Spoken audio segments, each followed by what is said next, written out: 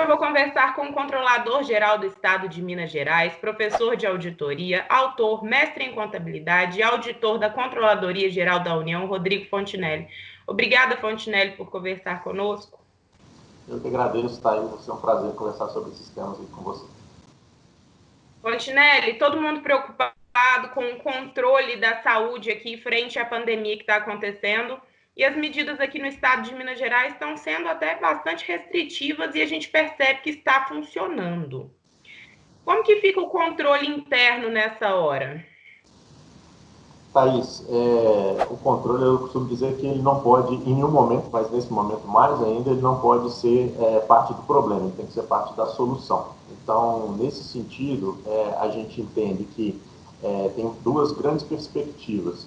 A primeira perspectiva é que, como não poderia deixar de ser, eu sou favorável a isso, houve uma flexibilização na questão de contratações, né, para a gente conseguir ser mais tempestivo, mais célebre nessas contratações, porque o momento exige. Então, isso eu sou totalmente favorável. Mas, com essa flexibilização, acaba também aumentando o risco de corrupção. Não necessariamente a corrupção em si, mas o risco dela acontecer. Então, o controle interno tem essa frente, né, muito forte em combater essa corrupção, esse risco de integridade, como às vezes a gente chama também. Por outro lado, o controle interno ele tem um papel, talvez nesse momento até mais importante, que é auxiliar o gestor nesse, e aí focando mais em compras, é lógico que são diversos temas que a gente poderia atuar, mas nesse momento focando mais em compras, ele tem essa quase necessidade de estar ao lado do bom gestor, né? Eu sempre faço essa diferenciação, o bom gestor e o mau gestor. O mau gestor, a gente continua tendo todas as ferramentas para identificar as irregularidades que eles cometem e aplicar as punições eventualmente, mas esse bom gestor, ele precisa quase de uma consultoria nesse momento, né? Ele precisa ter um pouquinho mais de, não de garantia, porque não tem como a gente garantir, mas um pouquinho mais de segurança, não apenas jurídica, mas também de controle, em relação às aquisições que estão acontecendo por dispensa de licitação, por preços muito além dos preços praticados há 2, 3 meses atrás, por necessidade de compras com pagamento antecipado, que a gente sabe que a nossa legislação é muito restritiva, e a flexibilização da 13979, né, que é a legislação de compras, ela não trouxe isso muito claro. Então, nesse sentido que eu entendo que o controle interno ele tem que auxiliar, sim, e estar ao lado desse bom gestor.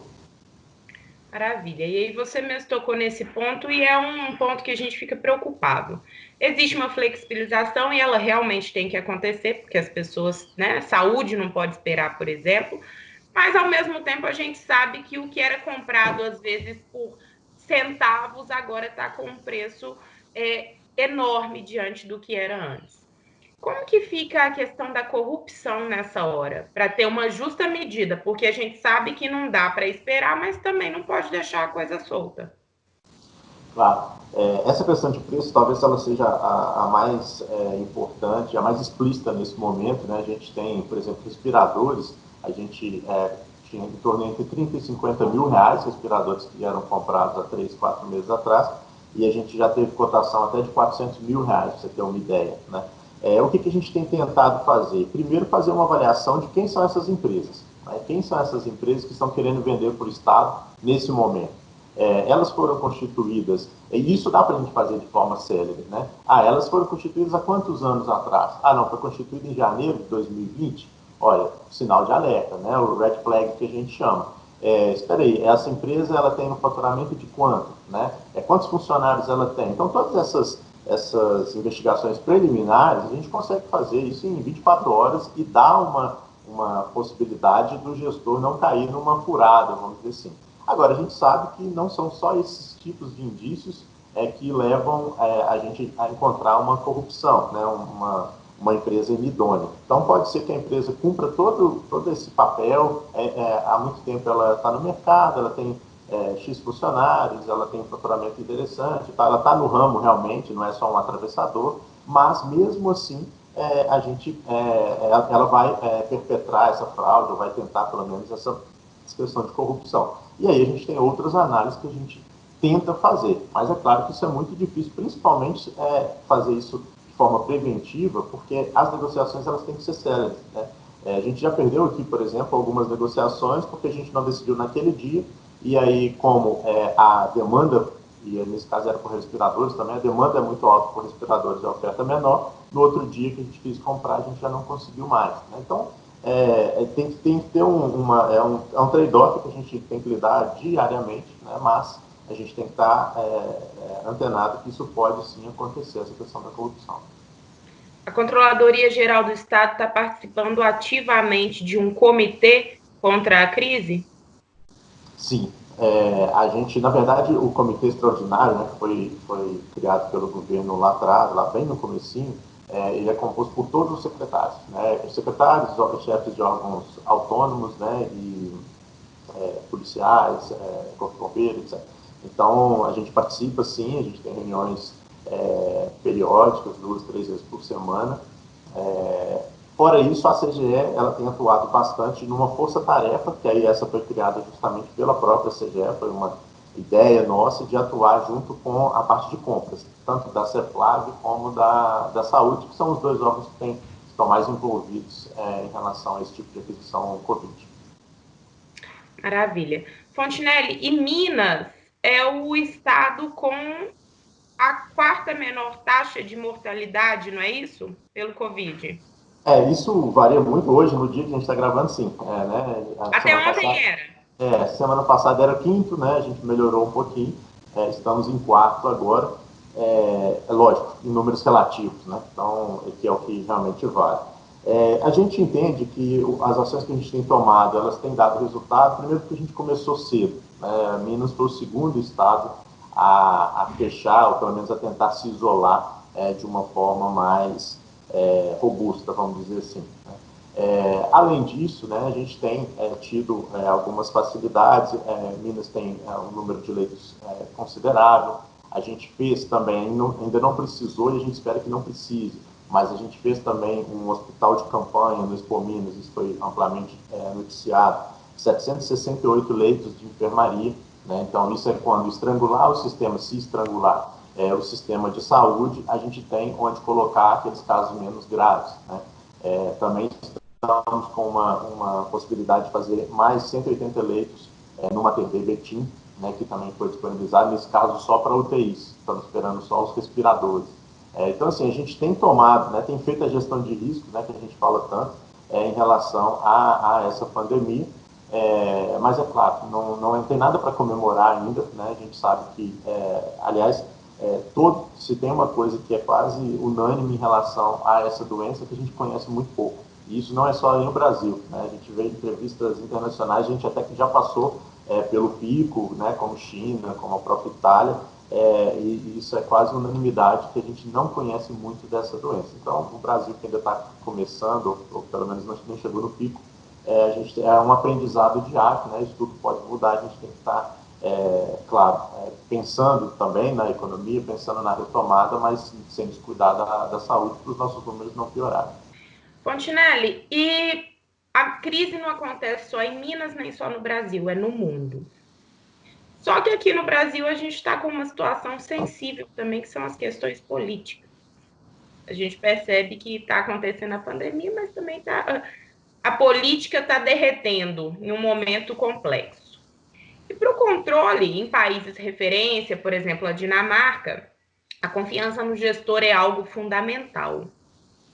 Isso está dificultando nesse momento até mesmo o trabalho das controladorias, na sua opinião?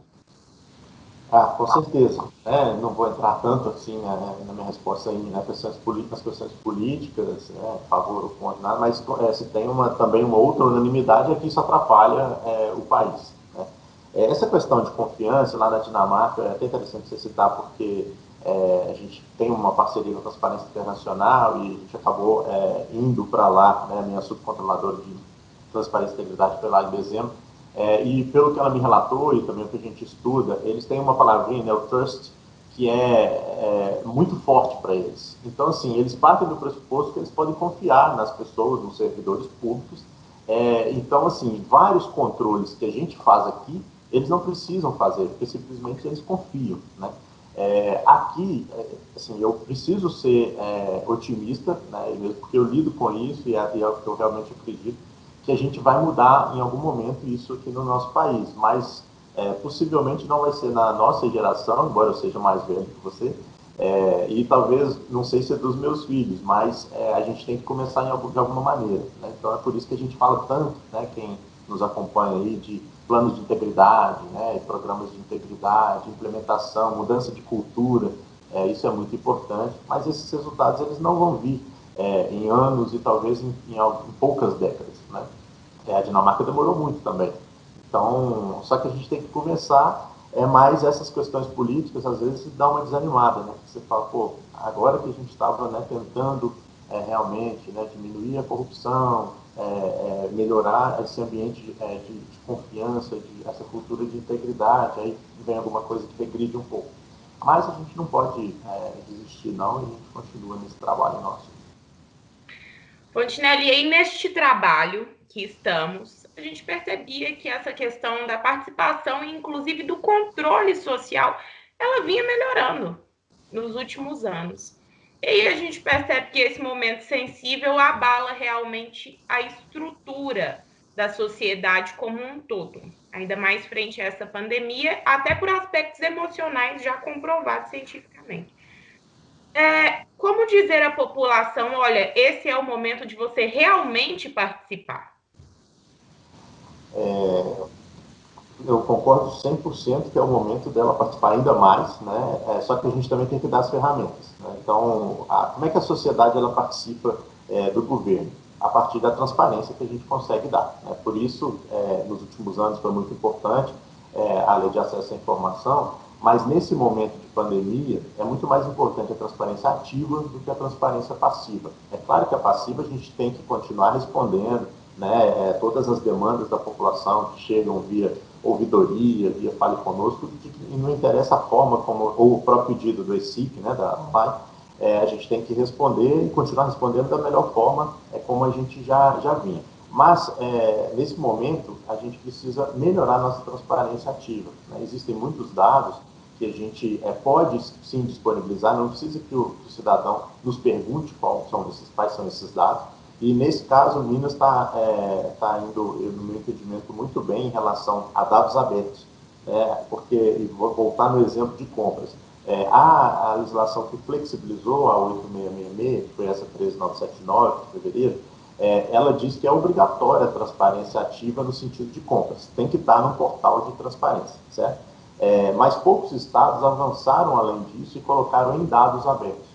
E para quem, né, não acaba não entendendo muito bem, num portal de dados abertos, o cidadão consegue comparar melhor, ele consegue fazer mais extrações, mais cruzamentos, e isso facilita esse controle social tão importante nesse momento, né? Se já em outros momentos só controladorias, tribunais de contas, esses órgãos de defesa e de controle, seja interno, seja externo, já não consegue dar conta de todo o trabalho que tem que ser feito, que a gente precisa do cidadão, nesse momento ainda mais, né? Então, por isso que é importante a gente dar as ferramentas, e aí talvez a principal dela seja essa transparência, para que eles continuem nos apoiando, né? Seja por meio de análise, fazendo denúncias, representações, a gente precisa realmente do cidadão, daqui da sociedade, do nosso lado mesmo. Maravilha. Nesse minuto final, eu gostaria, esse programa ele vai para todos os municípios de Minas, e eu gostaria que você deixasse uma mensagem para o que você realmente até citou aqui, o bom gestor. Bom, eu acho que o bom gestor, nesse momento, ele está muito preocupado. Por que ele está preocupado? Porque ele precisa fazer aquisições, ele teve uma flexibilização para isso, mas ele não tem uma segurança jurídica de que ele não vai ser penalizado daqui a 2, 3, 5 anos, 10 anos. Por que isso? Porque os processos realmente demoram. Hoje, ninguém em sã consciência ia processar um gestor que comprou uma máscara, uma luva, um respirador que seja por 5 vezes mais o preço, porque todo mundo está vendo que essa é a condição, esse é o normal, entre aspas, que a gente está vivendo hoje. Mas daqui a 5 anos, né, se Deus quiser, a pandemia já ficou lá em 2020, o cenário é diferente e o papel é muito frio. Então, quando seja um auditor, né, lá no Tribunal de Contas do Estado ou no Ministério Público, pegar esse processo e começar a comparar isso, pode ser que ele não tenha esse entendimento. Então, cabe a nós, nesse momento, nós, de órgãos de controle, isso eu já fiz esse apelo num vídeo que eu gravei recentemente para a Fundação Dom Cabral, cabe a gente entender que a gente está na mesma tempestade, mas a gente não está no mesmo barco. Então, a gente tem que, pelo menos, remar para a mesma direção. A gente tem que auxiliar esse bom gestor, tentar dar um amparo para ele fazer a coisa certa. Claro, fiscalizando, claro, de olho no cenário que ficou mais propício à corrupção, mas entendendo que a gente precisa realmente dar um pouco mais de segurança para que esse gestor ponha lá a caneta dele, ponha o CPF, como a gente brinca, né, e consiga dormir com tranquilidade aí todas as noites. Então, de parte da CGF, né, a gente tem tentado trabalhar dessa forma, criamos a resolução 10, que está disponível para outros controles internos municipais que seja, né, utilizarem, que é uma resolução que a gente dá consultoria nesse momento para o gestor, mas a gente sabe que só o controle interno não adianta, né, então por isso que a gente faz esse apelo aos parceiros, né, e bons parceiros do controle externo para que estejam junto com a gente, para focar só no mau gestor em termos de fiscalização, mas em termos de fiscalização, em termos de punição, mas em termos de amparo, para a gente ajudar esse bom gestor aí em todos os municípios e também no estado. Fontinelli, agradeço muito sua participação, suas palavras, seu conhecimento. Saúde para todos nós. Amém. E eu que agradeço a oportunidade, Thaís. Grande abraço.